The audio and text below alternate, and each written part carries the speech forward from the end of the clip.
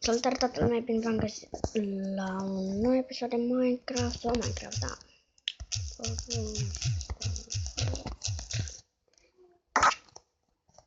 Și conectat.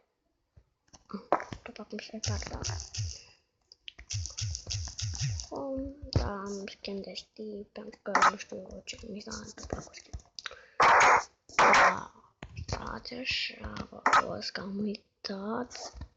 Volumul încet de tot, toate așa, brightness-ul așa, render distanță așa, așa, așa, am atât, da, aici am mai lucrat eu aici la satul nostru și v-am mai făcut, am mai făcut niște diamante, stai să vi le arăt, stați un pic, mi s-a reglat tot. Oh, don't say it.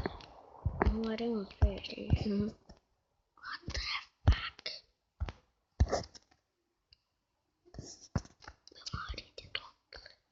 Așa. Am aici 3 diamante, 4 iron, 3 gold. Bine, 5 gold. 6. Bine, de fapt nu gold, 6.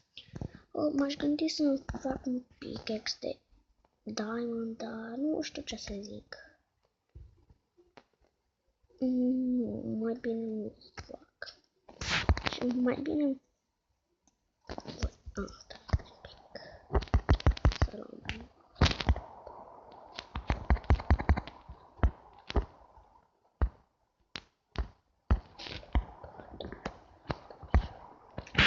Nu facem niște și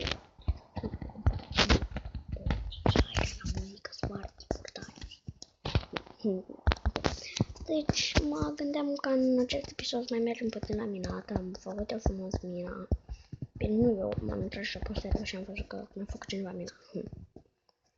Da, mulțumesc. Da, un prieten cred că a făcut-o, care mă ajută pe aici. Da, în fine, el tot m-a ajutat la oraș. Nu contează prea mult, asta nu e nici cum. Și da.